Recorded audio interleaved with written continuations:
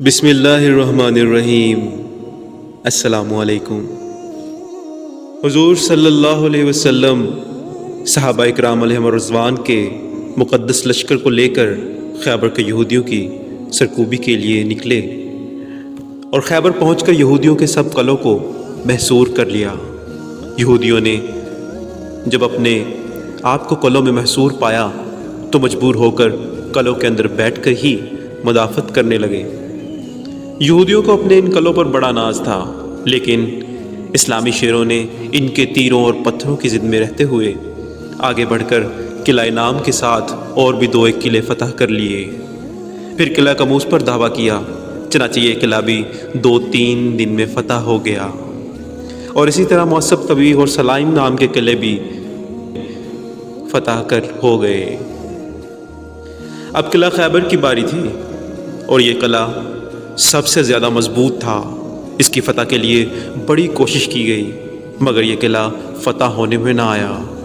جب کئی روز گزر گئے تو حضور صلی اللہ علیہ وسلم نے فرمایا، خدا کی قسم، کل میں جھنڈا ایسے شخص کو دوں گا جو اپنی خداداد قوت سے قلعہ کو فتح کرے گا۔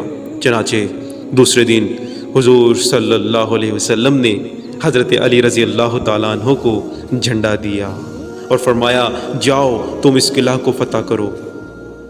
حضرت علی رضی اللہ تعالیٰ عنہ جھنڈا اور لشکر لے کر قلعہ خیبر کی طرف بڑھے تو قلعہ خیبر کا مالک مرحب حضرت علی رضی اللہ تعالیٰ عنہ کے مقابلے میں آیا اور یہ شعر پڑھنے لگا کہ تمام خیبر کو معلوم ہے کہ میں مرحب ہوں۔ کون مرحب؟ وہ جو مسلح و تجربہ کار بہادر ہے۔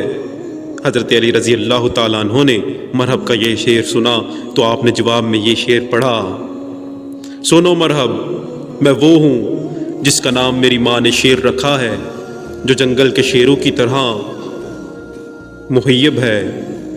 اس کے بعد مرحب اور حضرت علی رضی اللہ تعالیٰ عنہ کا مقابلہ شروع ہو گیا۔ آخر حضرت شیر خدا رضی اللہ تعالیٰ عنہ کی تلوار مرحب کے سپر کو کاٹتے ہوئے اس کے سر پر پہنچی اور سر کے 2 ٹکڑے کر کے اس کے بدن کے بھی 2 ٹکڑے کر دیے۔ مرحب خاک پر لوٹنے لگا۔ مرحب کو اس حالت میں دیکھ کر اس کے دوسرے ساتھیوں نے قلعہ سے نکل کر مسلمانوں پر حملہ کر دیا، لیکن بہادران اسلام نے جان پر کھیل کر ایسا دھاوا کیا کہ یہودی ہمت ہار کے بھاگے اور مسلمانوں نے ان کا تعاقب کیا۔ حضرت علی رضی اللہ تعالیٰ عنہ قلعہ کے پھاٹک پر پہنچ گئے اور قلعہ کے دروازے کو پکڑ کر اس زور سے کھینچا کہ پل بھر میں اسے اکھاڑ کے الگ پھینک دیا، اور سب مسلمان قلعہ کے اندر داخل ہو گئے۔ مسلمانوں کی اس یلغار سے یہودیوں کے چھکے چھوٹ گئے اور قلعہ فتح ہو گیا۔ پیارے بھائیوں، حضرت علی رضی اللہ تعالیٰ عنہ بہت بڑے بہادر تھے اور شیر خدا تھے، اور یہ سب کچھ حضور صلی اللہ علیہ وسلم کی عطا اور آپ کا صدقہ تھا۔ اور یہ بھی معلوم ہوا کہ مغرور کافروں کے مقابلے میں ان کا تکبر و غرور توڑنے کے لیے اپنے اوصاف کو فخریہ طور پر بیان کرنا جائز ہے۔ اور یہ بھی معلوم ہوا کہ ان اللہ والوں میں بہت بڑی طاقت ہوتی ہے، جو وزنی دروازہ کئی آدمی مل کر کھولتے تھے، حضرت علی رضی اللہ تعالیٰ عنہ نے اتنا بڑا دروازہ اپنے ایک ہاتھ سے اکھاڑ کر پرے پھینک دیا۔